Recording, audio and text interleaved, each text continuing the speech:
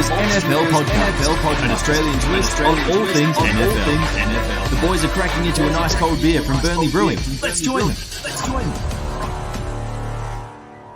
Hello, everybody, and welcome to the show. I am your host, JA, and I am joined this week by not Richard Garraway, because that bum is on holiday in Fiji, and I'm flat on him, and I'm flat about it. He missed the draft. He missed everything. He ruined everything. But don't worry, I've got the college football superstar, Will Murden. How are you, mate?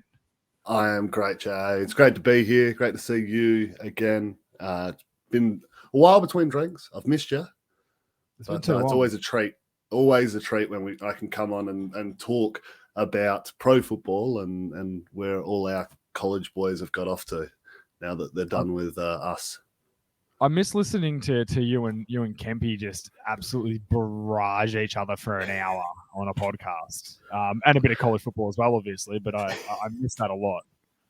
Yeah, it's no wonder we haven't really spoken since the season's finished. Like we kind of need a bit of a time away because it does get a bit nasty. There is love there, but it's a bit nasty. All friendships have nastiness behind them. There's no way about it. Like, all good ones. As I said, I genuinely am flat on Richard Garraway right now. He ruined draft day for me, and so did my work. So thank you, Floods of Queensland. Really appreciate it. But yeah, the draft has come and gone. What we'll do is we've got a loaded show just talking about some of the big storylines of the draft. I've got you in because you are the college football expert. I am not. I don't know anything about college football. And at some point, we do have to do, before college football podcast starts again, the episode where I come on and ask dumb questions that I think are dumb that probably a lot of people will be like, actually, I don't know that, because I've been writing them down, mate. I've got heaps. Awesome. Yeah, like intro to college football 101. We can come up with a name. Yeah, and we'll get Kempy in, and you'll be like, I'll explain it, and he'll be like, Jay, are you a dickhead or what, mate? Like, do you know anything? That's how I imagine one of my questions is going to be. Yeah, but he's got a lot more like book knowledge behind him because he's a real like student of the game. He loves reading up about it, where I just like watching young guys bang around rather than like professionals. Yeah, that's fair enough. That makes sense. Yeah, weird. You like the amateur stuff. No, I get it. With that being said, let's get into I'll do our wheel spin for the monthly giveaway. I'll also introduce our sponsors, obviously Burnley Brewing. We love our friends at Burnley Brewing. I did send a box up to Will last year, and I'll have to send another one. Apparently, it was deleted quicker than any beer in the history of beer. Dark Horse Electrics, our great friend Dylan there, who, if you need any electrical work done in Victoria, give him a call. And, of course, our friends at US Sports Gear. Let's bring in the wheel. Let's get some excitement going. Obviously, we do 2 spins. And, yeah, if you get first preference and second preference, helmet giveaway this month is a Chad Johnson or Chad Ocho Cincho Cincinnati Bengals signed mini helmet. And, obviously, we've got the box of Burnley Brewing, as we always do. Let's spin and see who the winner is. It's no doubt going to be Dylan because he wins it every single month. He's the luckiest bugger in the world. Oh, you're kidding me. It's the big H Hill. Harry Hill gets first preference there. So I'll remove him and we'll spin again for the second choice. Who knows? I have seen some people pick the beer first, believe it or not. I know Will would probably pick it first. And the second winner, Ryan Leggett. He gets the second choice. Thank you, everyone. I want to thank our Patreons. You said it goes an absolute massive way to helping the show. Thanks to our sponsors that get involved and help out there as well. Love your work and congratulations to those guys. I'll be in contact with Harry Hill straight away because he's actually my brother, Will. So he's signed up to support the studio and he's going to be pretty happy with himself, I imagine. There you go. Absolutely. That's is he going to be a beer guy or is he going to go helmet? Well, considering, look, there's a fair chance I've given him a fair few of those beers in the past. He's probably got a few in his fridge right now, I'd say, because I'm what is known, Will, as the ultimate binge drinker. I'm not like a big drink. I don't have a beer a night sort of thing. But when I decide to have a drink, I'll just be a real dickhead about it. My wife's words, not mine.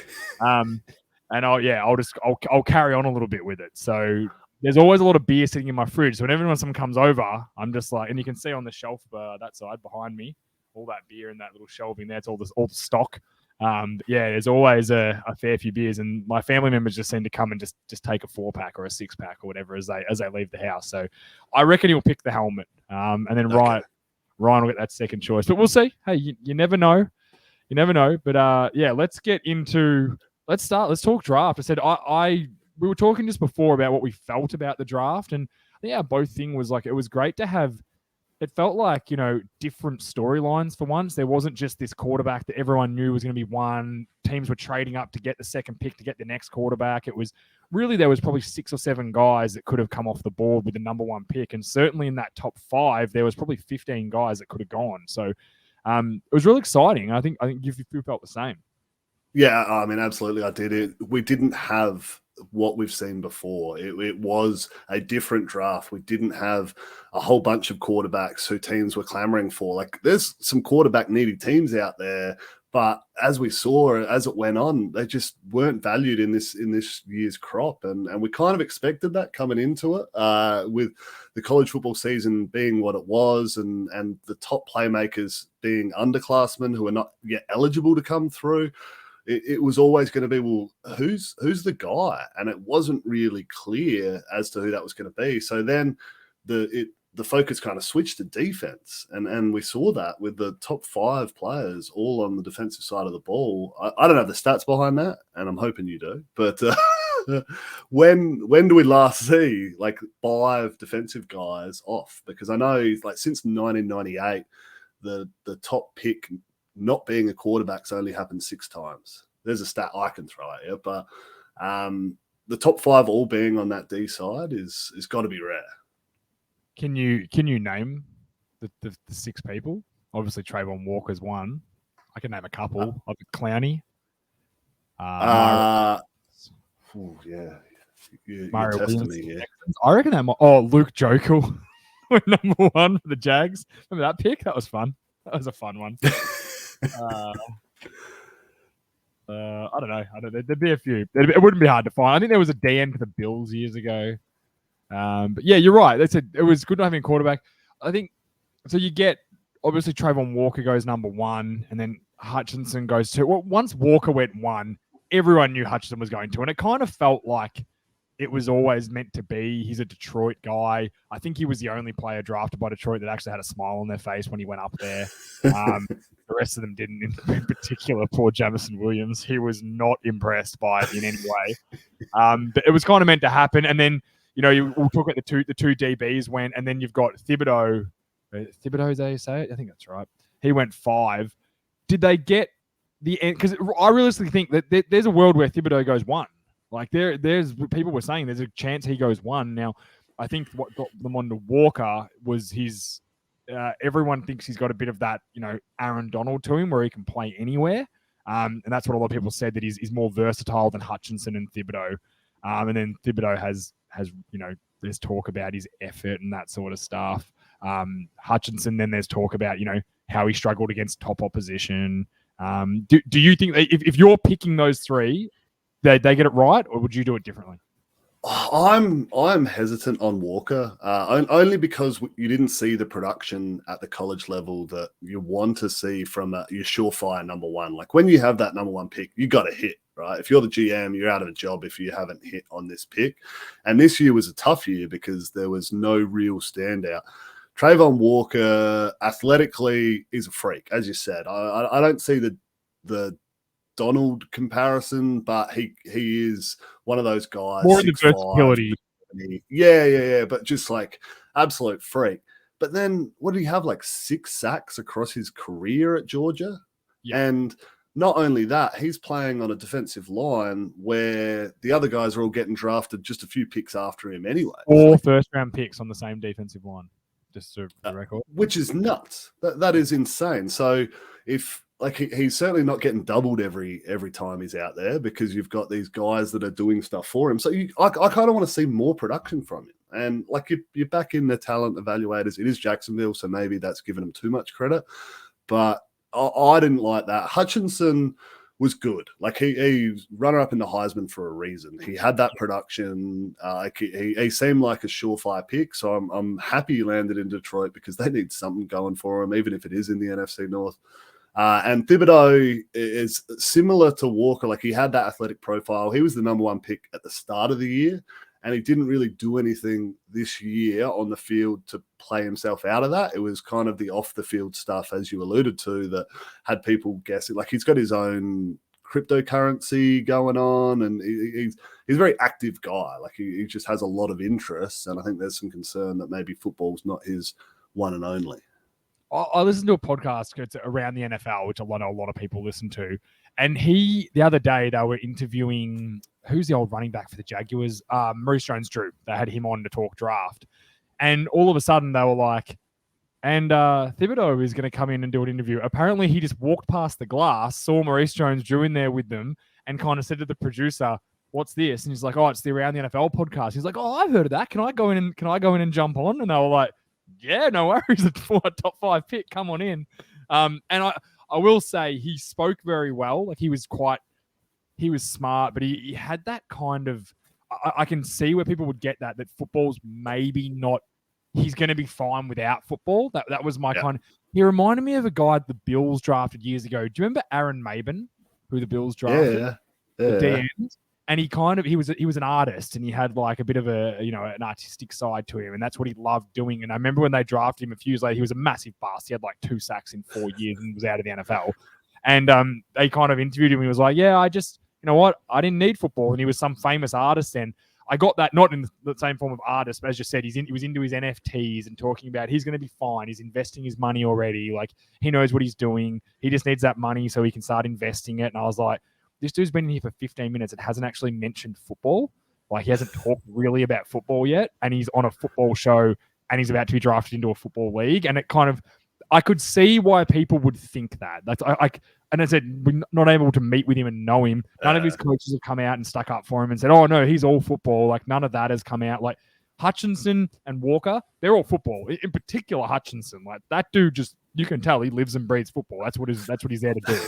So, I think they got it right. I guess the big issue I had with Walker, and it kind of leads into our next topic, is with the Jaguars. You've got Lawrence, right?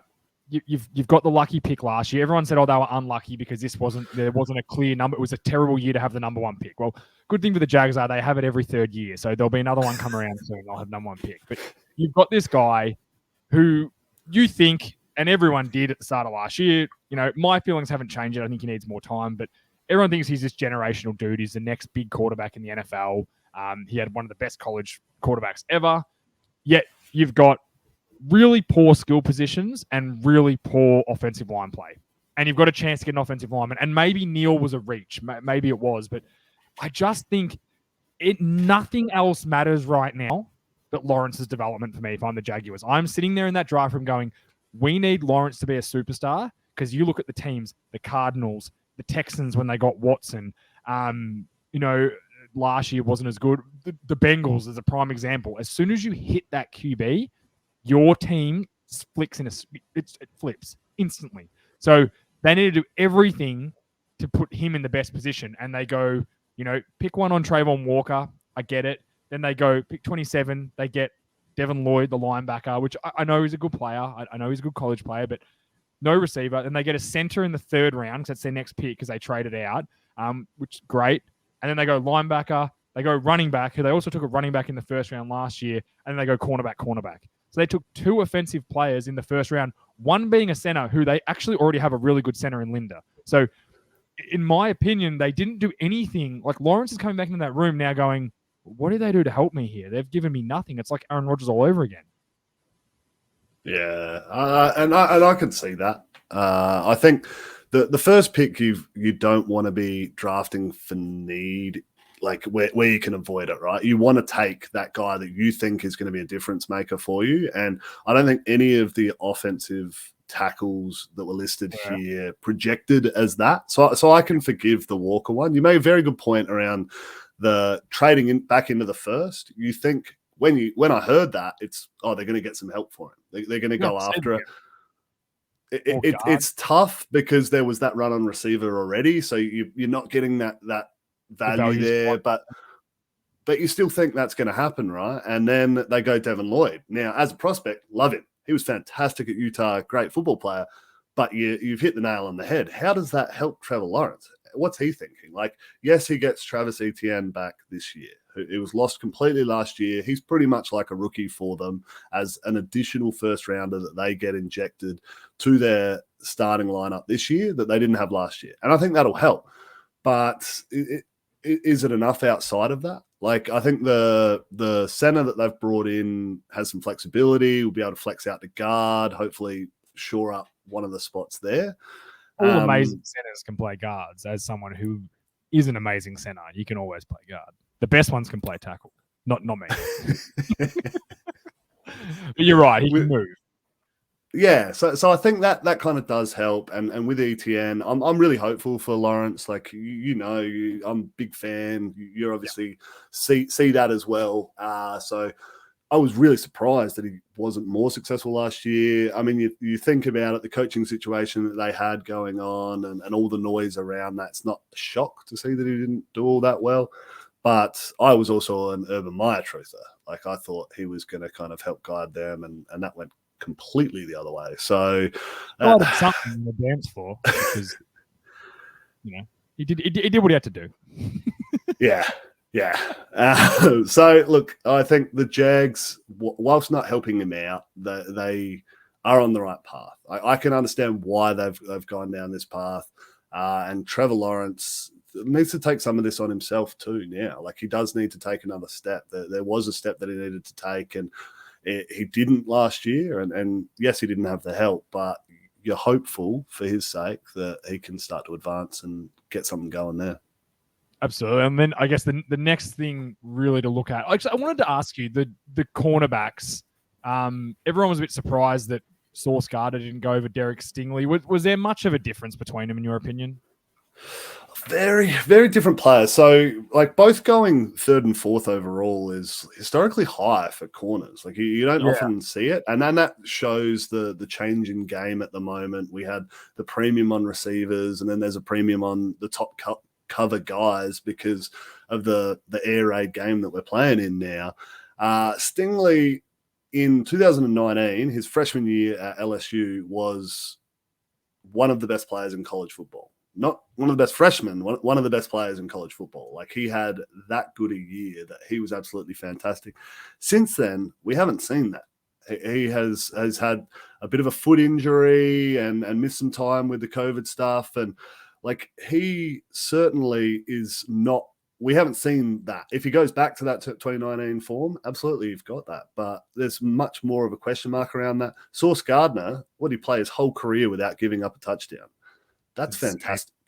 Like, that's amazing. Yes, you're doing it at Cincinnati, where you're not playing in as many high-profile games against as many talented opponents, but still, like, that's incredible. So I think Cincinnati were good last season, weren't they? They played in the Cincinnati were great. They made the playoff, but they're still running around in the American though. So like, their level of play was a lot lower than that of what LSU are playing week in, week out. Yeah, fair enough. Yes, it's a bit harder, but listen, like, it was hard. A lot of people were pretty hard. So I don't know a lot of those guys, but a lot of them were pretty happy. I guess let's get to the next one, which was kind of the biggest part, one of the biggest moments in the draft, one of the biggest surprises. The Tennessee Titans trade AJ Brown so that they could draft AJ Brown. Oh no, I mean Burks, Traylon Burks. Is that who it is? I'll just go from I'll get the player perspective from you in a minute, but I'm just going to give this from an NFL perspective and my opinion on it. I don't know what Traylon Burks is going to be like. I really don't know. But in a world where you've got an elite tier receiver, they're really hard to find. They're really talented, and AJ Brown's incredibly talented. To trade him away to save money, because that's what it was. They offered him $20 million. He wanted 25, and he got 25 from the Eagles. To trade him away, then to come back in. I think this blows up. And Traylon Burks might be a terrific player from college, but something tells me now in my mind, no matter what, this is going to be like the curse that gets him, that he's going to end up being bad, and AJ Brown's going to be a superstar for the Eagles, which as a Cowboys fan is terrifying. But I hated the move. Just pay AJ Brown. Pay the guy know is already a superstar. That seems to be the consensus coming out of this, but I think Tennessee won this move. I like Tennessee in this one. And I know I'm very much in the minority. I think part of that for me is I'm a bit down on AJ Brown compared to the consensus. I think he's a good player, but people talk about him like he is a year in, year out Julio Jones in his prime sort of operator. That's not what we've got from him. He hasn't played a full season since his rookie year. He's played 14 and 13 over the last couple of years. He seems to often get hobbled because he is a bigger guy, and I love the way he plays. I can see why people want to get around him because he's a physical dude. He plays through stuff, but he's going to get hurt. And if you're a team in the NFL, do you want to throw that money behind that where you've got to pay a quarterback, you're going to be on the hook for other spots? Can you find, maybe even it's a little bit less production, someone who can do it at a fraction of the cost? And I think Treylon Burks can do that. I'm massive on him. At Arkansas, he was a difference maker. Like he was shredding SEC defenses, which are the top of the pile there. He was the most dynamic player on the field in most games that he played. And then this is in the toughest conference in football. So I'm massive on him. I like the move. It saves them some money. Yes, it might not tee up well with the timing of this team because they're very much win now. They've got Henry, they've got Tannehill. I think they're kind of ready to fall off a cliff, those guys. When that happens, they need to rebuild. Does this help them right now? That is the one question mark I have around it. But apart from that, I kind of like it. Okay, fair enough. I said I don't mind it from a team build angle. My thing is like I think of AJ Brown a lot higher than people. There's just not many guys that do the stuff when healthy. Like when he was healthy last year, their offense is 10 times better. But maybe their mindset is, let's get a Burks, let's get someone else in and split that production. So then when if we lose him for 3 games, we don't fall apart. And I can understand that not wanting to pay for that. And also, you've got to keep guys going, but maybe it's a mindset of, hey, we are at the top of the cliff now, and we need to get over it this year. And maybe AJ Brown, if we pay him now, and then things don't work out with Tannehill, Derrick Henry drops off a cliff because he's had 480,000 carries in the past 2 years. Maybe he drops off a cliff. Maybe the O-line, Taylor Lewan, he's doing his podcast stuff now. Who knows how much he's going to pull Pat McAfee any day and just be like, you know what, I'm doing podcast now, I'm out. Maybe they're just using that now to think, oh, let's just get some value for him now and not be stuck with this guy for 5 more years at $25 million a pop when we're not going to have a quarterback. So I'm not sure what the mindset was. I didn't love it, but let's just say I'm just worried now that Burks is going to be cursed. He's going to be part of the trade curse. Let's go to the Baltimore Ravens. Everyone's saying they had, a terrific draft.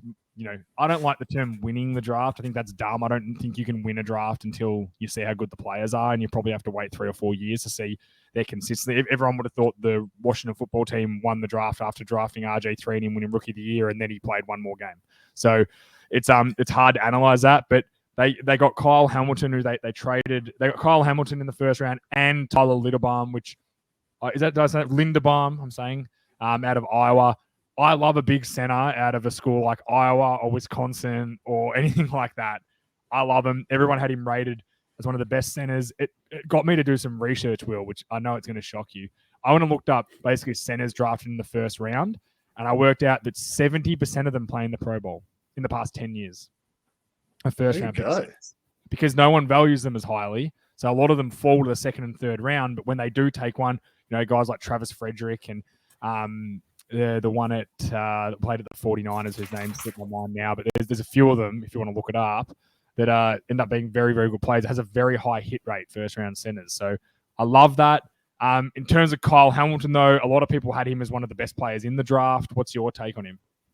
Yeah, I like that you've gone on Moneyball on us just there. That's good. Hamilton was a freak. When he was on the field, he was fantastic. And people have legit come out, like people who have a lot more knowledge than I, and said he's the best player in this draft, like regardless of position, let alone safety. He was quite clearly the best safety. At Notre Dame, he was just an impact player across that. They really felt when he dropped out and didn't play down the end. I know he kind of slid a little bit because he ran a slower than expected 40 time coming into this, but he had been hurt in the lead up to that. So he hasn't had an opportunity to just be track training like most of them do in the lead up to the pro days there. So I think you're right. They have nailed it from what you see at this point. Like, it is impossible to judge. Like, if I look at the Patriots, yuck. But like, I look at this on paper, looks fantastic. And it's deeper down too. So you talked about the first round. Talk about our man. Can we talk about our man from Australia? We have to. Daniel Flaley. That I genuinely believe that's going to be one of the steals of the draft. I think he is going to be a very good football player, and maybe it's Jordan Mailata that's making me think this, but he's going to play guard most likely because he is a big unit.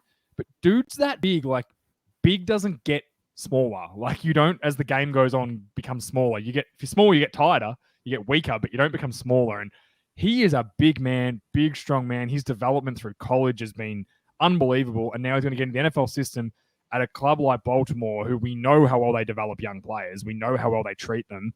I think he landed in the best position. I genuinely believe they got a steal, absolute steal. 6'8", 380. Like, whenever the Bears were coming on the clock, who I followed, like, leading up, I'm like, please just take Fa'alele, because he could be like a 10-year like solid starter with Pro Bowl potential if he gets to it. Because, as you said, like, size don't change when you're as athletic as he is. That is 175 kilos. That's massive. And he's athletic. He's not a slow dude. He's not really, stumbling around the place, and he's still learning the game. Like, he got in at tailback for the Gophers during the year too, punched one in. Like, this is a dude that I would want on my team. I think they nailed it there. That's a fantastic one. They had a Jarbo who was big at Michigan that did his Achilles at his pro day. And that was that really awkward video. Yeah, I remember that. So he played for the, they're the number one defense in college football, I believe. They were certainly up there. Like, him and Hutchinson were the number one pass rushing duo. They were kind of creating havoc, the two of them. So he's obviously going to sit for a little while whilst that mends. Hopefully he comes back from that full guns, but he's first round pick if that doesn't happen. And then Charlie Kohler is a personal favorite, both mine and Kempy, actually. Iowa State, who I don't really like, but he was just always so damaging for them. And I think he won the academic Heisman, whatever that's called. They have like an academic version of that. So he's obviously a cerebral guy, big contributor for them. Interesting that they then went Isaiah Likely as well afterwards, who is a big-time receiving tight end threat out of Coastal Carolina. Like, both of those guys, really good tight end. They've obviously got Mark Andrews, who's a top 5 tight end in the league. There's a bit going on there, and I kind of like it because it's Baltimore. They do things a little bit different. They build around Lamar, then they work tight ends. They get multiple productive tight ends. They let their top receiver go, but they're working on something.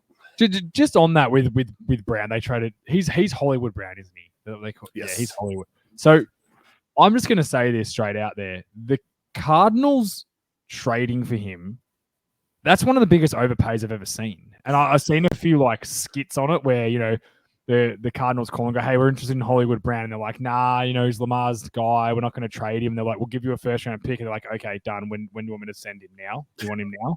And I agree. Like, you talk about AJ Brown and the reputation about him. He's been 10 times more productive than Hollywood Brown. And the fact that they got a first round pick away from the Cardinals, and everyone was really unsure, like, why. Now it's come out that DeAndre Hopkins is going to be suspended for 6 games, which I'm pretty sure they would have known at that point. Plus, it's good to have a deep threat for him. He's also very close with Kyler Murray, so it's a, hey, Kyler, stay, don't do this. Give us a year to get your contract sorted. It all kind of makes sense. Do you think that was an overpay for Hollywood? I tend to think it was. Oh, absolutely, it's an overpay for him, but you've just summed it up perfectly around the reasons why. They knew that they weren't going to have Hopkins to start the year, and we've all been reading about the tensions that Kyler's had with Arizona, about the real threat of him leaving. So they've gone out and got his best buddy from his slinging days down in Oklahoma and said, we'll bring him along here and we'll keep you happy and we'll get you on board. So, I mean, that's the main aim for them. They are better there. I mean, they're a team that's win now too. So the other option that they might have gone is a receiver, but the top options were kind of off the board at that point. I can see why they've made it, but it does feel like an overpay. It feels like an overpay, but also he could you look at what people are paying, like what someone paid for Christian Kirk, who was their deep threat last year, what the Jaguars just paid for him. So receiver value, that the league's changing, and now it used to be, defensive ends, offensive line, quarterbacks were high value, running backs were a bit high. Running backs, their value is dead now, and receivers and cornerbacks are really climbing up in value because everyone runs 3 of them. Most teams run 4 of them, and there's also the escalation of value for tight ends is quite high now as well because there's probably only 5 really good ones and then 10 serviceable ones after that are great at both parts of the game, and the value for all of them is going up. The next team I wanted to talk about was another team that won the draft, for lack of a better term, was the Philadelphia Eagles. Obviously, we've already talked. They got AJ Brown, who's a great fit for them, a team that likes to run lots of RPOs, play action, run the ball well, that kind of play action, slot crosses, that sort of stuff. AJ Brown's he's going to be a good fit. And then they use their other first round pick. They get Jordan Davis, the big D tackle out of Georgia. As we said, was he the 3rd Georgia D lineman taken or the 2nd? Yeah, I think so. In at 13 there. What's your thoughts on Jordan Davis? Bit of a one trick pony. I love Jordan Davis. So throughout the year, I was banging the Jordan Davis drum that he should have been leading the Heisman for a good chunk of the year on the back of what we were seeing from him. And that might have been a bit of hyperbole and just wanting something different, but it was how dominant that defense was. Now, we can all understand why, because they had so many studs all over the joint, but he showed up on tape. Like, this is a large man. We talked about Falele. This is a large man who has full control over his body. And he was just a run-stuffing machine in the middle there. And whilst it doesn't pop up on the stat sheets, it allows those guys to do what they do to become first-round draft picks and work around him there. So it's kind of, yes, he's able to leverage off of the other guy's talent in having a quick step and maybe helping him out there, but every time you watch the Georgia game, he stood out as a fantastic player. So I'm not at all surprised to see him go in the first half of the first round. And I think he is a long and successful career in the NFL. He reminds me of Fletcher Cox. That's who he generally reminds me of. And he's going to, a lot of people are saying he's going to be Fletcher Cox's protege down there at Philadelphia because he's getting near the end of his career. So, look, I think it was a great landing point. I think they did great. The other one, the big one they're all talking about, Nakobe Dean, some injury concerns. A lot of people say he's a first-round talent, which is just insane when you think about it, because if he was healthy, according to the experts, and he was able to be drafted in the first round where he should have gone in terms of talent, this would have been the 5th Georgia defensive front guy drafted, which would have been mental. But what's your thoughts on Nakobe Dean? A lot of people are saying he shouldn't have fallen that far.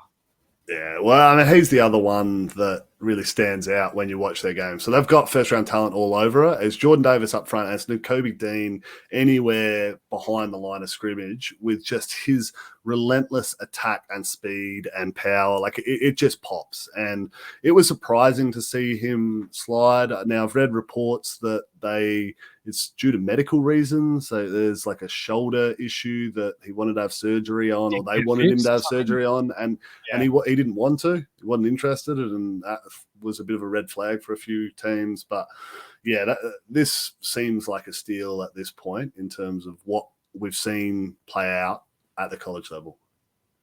Yeah, and then like anyone else from the Eagles, I think most people are saying they won the draft because they got 2 first-round talents, one with a first-round pick, one with a third-round pick, and then they got AJ Brown in it as well. So it was look, said as much as I hate it, at this point they've improved a hell of a lot out of this draft, the Philadelphia Eagles, and the way the style they played, it could really suit them. Definitely, and they're also at a position now where they're going to quickly learn whether Jalen Hurts is the guy or not. So if they have success this year, it's probably because he's taken a step forward and looks like he can be a competent player at this level, or not. And then they're picking in the top 10 somewhere probably, and there's going to be some decent options at the quarterback position next year, if you're looking out there. So I think they've done the right thing. They're framing up nicely, and it's kind of win-win if you're a Philadelphia fan. Absolutely, and that leads in. It's a good segue into the quarterbacks, because for the first time in a long time, we only had one quarterback go in the first round. It was Kenny Pickett, who went pick 20 to the Steelers, there's only really the five guys you want to talk about. There's Malik Willis, who was the highest rated guy, Matt Corral, Kenny Pickett, Desmond Ryder, and Sam Howell. First of all, Kenny Pickett, I think for me, when it got to the Steelers and everyone knew they were going QB, I am not shocked in any way they went with Kenny Pickett. He's older. He's 24 years old. He's a bit more mature. They are a very well set up franchise and well set up team. They've got a strong defense. They want to run the ball. They'll give him simple things to start with. They've got some players there that can start over him, including Mitch Trubisky this year if they want to. They don't have to rush him in.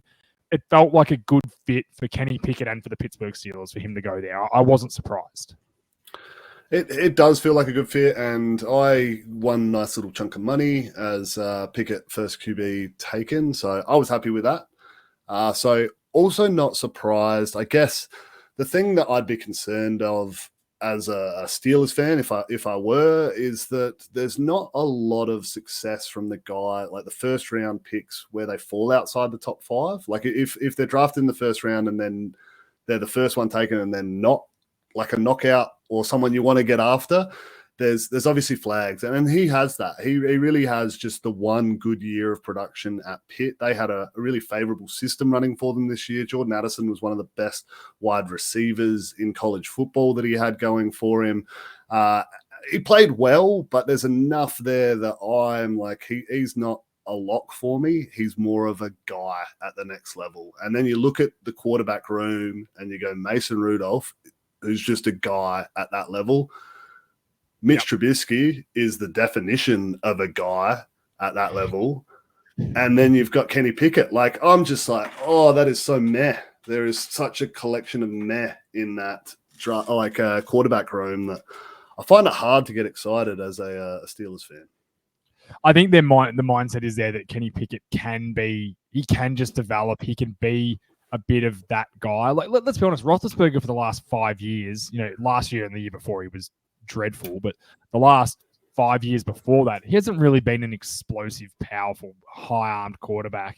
He hasn't been dominant. So I think they can get by. A lot of people would argue that throughout Ben Roethlisberger's career, he wasn't that extremely talented. He just ran a very good offense, was big and strong, stood in the pocket and made some good throws when required, and was pretty clutch, obviously. So that stuff you can't measure. Let's go through the next three guys. Took to the third round. A lot of people were surprised. I was actually really proud of NFL teams. I was proud that they all didn't start shitting the bed and drafting these guys, because everyone's saying that they were some of the worst talent they've ever seen. And I'll take you back to two guys that in my memory. You talk about guys drafted like outside the top 10 quarterbacks. Obviously there's Dwayne Haskins, who was at 15 recently, who obviously passed away, but dreadful pick for Washington. Lasted 2 seasons and was moved on. And another name that always rings to mind when you talk about bad quarterback draft years and guys that are reached for is EJ Manuel for the Bills, who was pick 16. And everyone was saying there shouldn't be any quarterbacks drafted in the first round here. And all of a sudden EJ Manuel went, everyone's like, why did they do that? Because they were desperate for a quarterback. At least no one did that. They then waited, and it got to the third round, and it was Desmond Ryder who went first to the Atlanta Falcons. What's your take there? Do you think he starts this year over Mariota at any point? Or, do you reckon he's a bit of a prospect? I think he's a bit of a prospect. So the other added bonus that we get with the guys going to third is that you don't have that draft capital investment that forces the coaches and the GM's hand to push for these guys to get playing time. When you're talking the third round, it really is like a proper QB battle that you've got going on. It's not presumed that this guy's going to get the start. It's much more of an even playing field for the guys that they've got. Like Mariota, it was a number one pick himself, and yes, it didn't work out. But was he two? Sorry, was he behind? Was he? Winston was first. Winston, and then he went two. Yeah, a top pick. Yeah. But now he's got an opportunity in this one here, and I kind of still like what we may be able to see there. Yes, there might be an expectation that if Mariota continues to disappoint, that Ridder can come in and do it, but he's somewhat limited. Like Ridder was good, and he was a winning quarterback at that level. I just didn't see enough of that next level stuff that you want from a prospect to really do it. I think he does a lot of things well or okay, above average, but he doesn't really do anything excellent. Like he's not a dynamic guy like your Malik Willis. You can make the argument that he's like a Mike Vick because he's super athletic and he's going to be able to do that. And you can build an offense to work around that. He's not that. But then on the flip side, like he's not accurate enough to pick teams apart and stay in the pocket and do all of that. So that's why he falls to this position. I mean, Atlanta were pretty desperate and I can see why they've had a punt here. And at this point, it's probably worth it. I just, like all of these guys, have my question marks.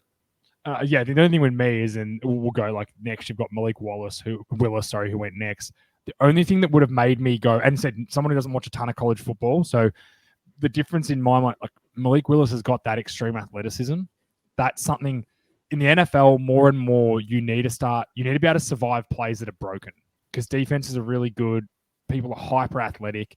Defensive ends, if you've got a defensive end that can outrun your quarterback, you're in real trouble. And most defensive ends are very athletic now. So Willis would have been the guy for me from not real any expert opinion on it and watching him play, but just he's obviously the more athletic guy. Now, he ends up going after Desmond Ridder. He goes to the Tennessee Titans. Ryan Tannehill's already come out and said it's not his job to mentor. He's pulled the old. You go one or two ways when you're the incumbent quarterback and a young guy that people think are threatening you comes in. You either go, no, I'm going to help the kid. I'm going to help him develop into a pro. Like I can't wait to meet him. Or you do the Ben Roethlisberger and go, I'm not helping him. It's not my job to help him. We're competing. Like he can come in and he can learn himself. I think if it was me, I'd probably just be like, even if I didn't want to help the kid and wasn't going to, I'd probably say I was going to the media. It's not a good look. It shows a bit of weakness. It shows a bit of fear. But he comes straight out. Do you think Willis, obviously Tannehill's in the last year, he's very, very cuttable after this season. So he's got a lot of pressure on him now. This to me is a full, if you don't work out, we're going to sit Willis for a season. And if you don't work out into this year, we will move on.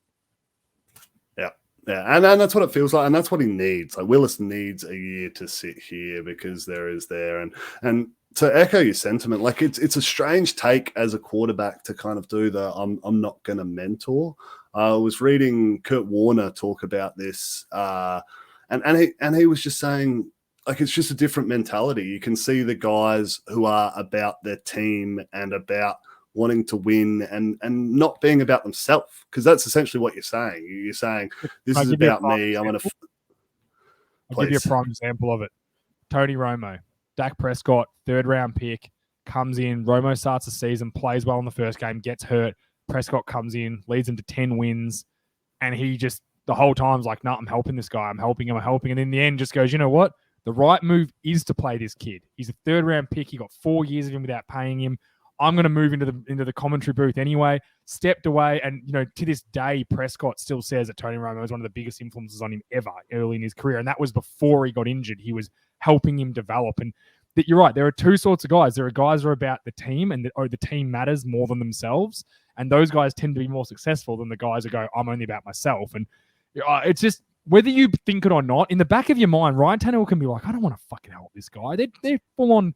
They are threatening me with this guy. This is a threat that, hey, pick your game up. You weren't that good last year. And you can, even if you're thinking that, just be like, but you know what? It's not his fault. He's just a young kid coming into the NFL. I'm just going to compete with him. And I'm going to help him. And who knows? He might help me. He might help me with some stuff when he's on the sideline. But I also kind of respect that. Because like he's got to a point where he's made like $175 million across his career. He doesn't really care anymore. So he doesn't have to sugarcoat it. Like he doesn't have to do what he doesn't honestly, truthfully think. He can just come out and say whatever the fuck he thinks, and that's awesome for him. Like I kind of like, but it's not what you want, and yeah, so fascinating. Willis, look, you're right, athletic, dynamic, but you look at Lamar Jackson, right? He won the Heisman at the college level because he was athletic, dynamic, but he could also pass. Then he comes to the next level. And people talk about how limited he is in the passing game. His passing game was streets ahead of what Malik Willis has done from an accuracy standpoint, from a completion standpoint, from a competition standpoint, all of that stuff. Like Willis is so far behind that I think the offense is going to be so limited in what they can do when he's there that, yes, they had to cater something for Lamar Jackson to make it successful for him. I don't think you can cater something short of like passing the ball 5 times a game and just going all out run with him, which, hey, maybe they do that. Maybe that's the next wave of it. It's something completely different. It's zagging while it's everyone's zigging, but I just don't see it. I do not see how it works out for him. And I'll happily go on record and I'll happily have this stream thrown back in my face in 5 years now if he's made it to a couple of Pro Bowls. I can't see it. Yeah, fair enough. And the last guy, Matt Corral, is he the one that's got some off-field stuff? Is he the guy that was the alcoholic? He was, yeah. So he was the one that bounced around a couple of schools, got himself in a little bit of trouble. Kempy and I had a big man crush on him with how successful he was at Ole Miss across the year. I'm happy to see him go here. I think it's a good spot. Gets himself in a nice little competition with Darnold. I think Darnold is the starter there, but he's anything but a safe and surefire bet there. And there's going to be an opportunity at some point for him to be able to step up. And hopefully they've got some weapons there with CMC back and DJ Moore around the place and bits and pieces going there that I think of all of the guys, he's the one that could surprise. Now, I think it's still a low probability that he turns out to be a multi-year starter at this level. I don't think any of them are. Maybe Pickett just purely due to the investment they've had in him and that he's got a good surrounding cast. As you mentioned, like Roethlisberger's been able to do a serviceable job for a while. I think they've still got a great supporting cast for him there. Corral is the other one for me that I think is got a chance. And he's only got to beat out Sam Darnold. So, like, I've got a cup upstairs that could beat out Sam Darnold at this point. That kid's so broken, it's not funny, Sam Darnold, mentally. Like, that poor bugger. I think before we move on, I just want to add, I've got issues now. At the moment, I'm still running around playing footy. Anyone listens to college, so I play a local footy, and I've got like I'm not kicking the old set shots too well at the moment. And now when I get to the top of my mark, I honestly think to myself, am I turning into Sam Darnold? Like that thought goes through my head before I'm having a shot. And I know as soon as I've thought that, I'm fucked. I've missed it. I think I've got to give you some perspective here, Will. And this is a bit of life lessons with JA. You could fucking dream of turning into Sam Darnold. Like, if someone could say to me right now, you can have Sam Darnold's life, I'd be like, fucking giddy up. Like, let's go. I think I'm thinking more from like a mental state than anything else, but absolutely. I'll take pro quarterback. I'm sure you can get it back. You know, you're young still, you got a few years left to develop. The other guy, Sam Howell, he went in the 5th round to the Washington Commanders, which name still makes me fucking laugh. Bradley Zapp from Western Kentucky went in the 4th round. Brock Purdy was the last pick of the draft, Mr. Irrelevant from Iowa State. Skylar Thompson was in the 7th round as well. And I think the other guy I meant was Chris Aludicon from South Dakota State. Is that another South Dakota State quarterback drafted in the 7th round? Anything there, like Sam Howell, obviously a little bit earlier. Anything there you can see, obviously pure development, guys? Yeah, absolutely. Like I like Sam Howell. He's just a bit shorter and obviously didn't stand out across his last year at North Carolina. 3-year starter there and looked like he could potentially be a first-round guy, but it just hasn't quite panned out for him. Bailey Zapp in the 4th was a surprise to New England, but they tend to kind of try and do this, right? Like get a guy and then have him play a really good couple of preseason games against like second stringers and then trade him for like a 3rd-round pick. And they're like, hey, there's return on investment. And then waste the 3rd-round pick, because this is probably a great segue into the fact that the Patriots fucking know how to draft? I am genuinely in shock. The decisions they make at times is puzzling. Did you see the clip? So they took, I'll get his name up. Who was the 1st-round pick? The Strange. I hate giving it to an offensive lineman, but most teams had him going in the 3rd round. They had him, Cole Strange, the guard out of Tennessee, Chattanooga. Did you see when Sean McVay and is it Les Snead were on the press box when he got drafted and he goes, out of Tennessee, Chattanooga? The coach goes, "Oh, guess we wasted all that time watching him for the pick in the third round." I'm just like, "Oh my god!" And then he came out Wasted our time thinking he'd be available at 108. He had to apologize as well. I was like, I wouldn't apologize. I would have come out and said that was a total fucking reach, and we thought he'd be there in the third round. Like, we're idiots or they're idiots. We'll find out who is, because no one, the crowd was silent. No one knew. It cut to him. They didn't even have a camera on him because they didn't think he was going to go in the first. There was the rumors he wouldn't go in day 2, which is the second or third round, and he goes day 1. I said, we'll see how it works out, but history tells that everyone they draft in the first 3 rounds is going to end up being fucking shit, because that's what the Patriots do every single year. Look, it just said before that the polite way of probably saying it is they zig when everyone zags, but you're right. They just make their money off. They'll trade Bailey Zapp in 2 years' time for a third-round pick, or some backup linebacker from Detroit, and they'll turn him into an All-Pro. That's how they build their team, and let's be honest, it works for them. It's hard to bag them, but shit, they are awful drafters, awful draft value evaluators and drafters. Just the history tells it they can't do it. It is one of the biggest aberrations in all of sports, like in the world. I would say the disproportion between how much success they've had versus their ability to identify and successfully draft players. And like, I'm sure there's some analytics out there that kind of proves that maybe they do a good job, but there's got to be enough to say in the first 3 rounds they could be doing a hell of a lot better than what they are. And as you said, like their ability to get backups and develop players and get the most out of them is second to none. But what they do here is just mind-boggling. I'll read you 10 years of first-round picks for them. Ready? 2012, Chandler Jones, who ended up being really good, and then they traded in his prime. Jamie Collins in the first round. Sorry, he was, second round pick. No, he was first round, pick 20. Ended up being pretty good. Dominic Easley lasted 2 years in the league. Malcolm Brown, defensive tackle, lasted 2 league. He's playing for someone else now. Never any good. Cyrus Jones in 2016. Derek Rivers in 2017.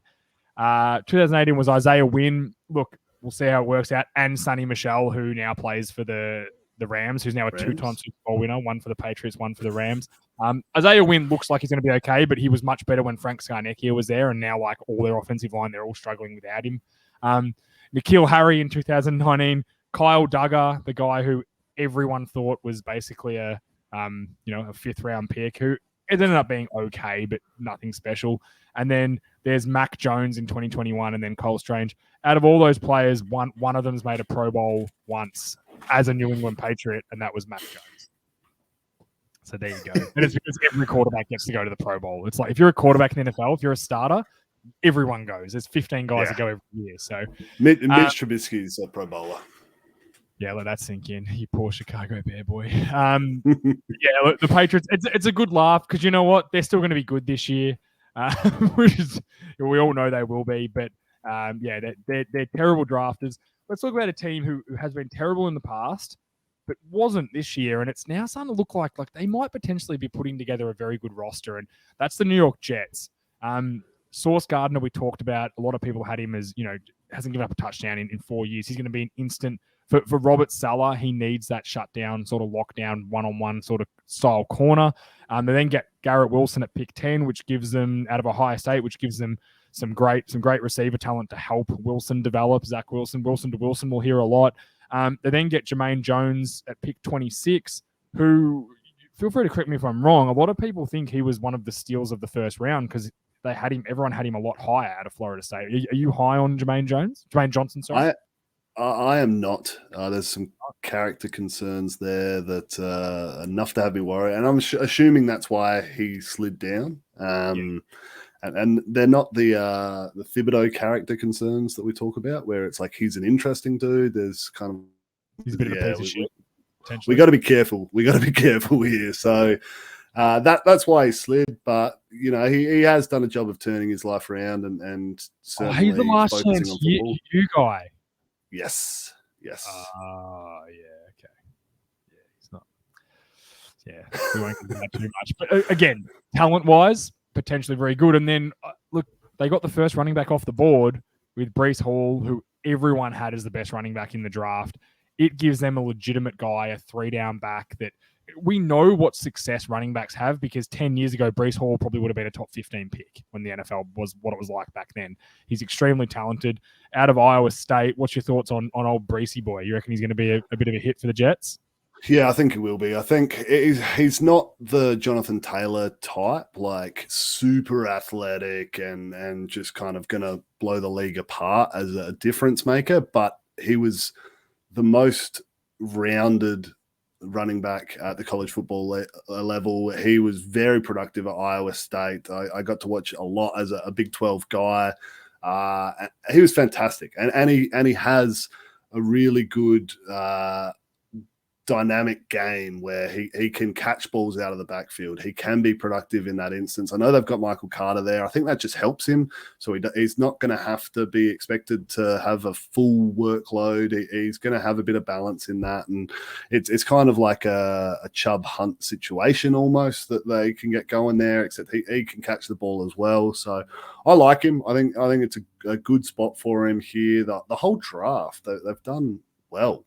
Like from as a college football fan, these guys are all productive dudes. Even Jeremy Ruckett, the tight end out of Ohio State, is one of the top tight end prospects and could turn out to be, a really, really good player at the next level. So what they've done here is impressive and surprising, seeing as it is the Jets.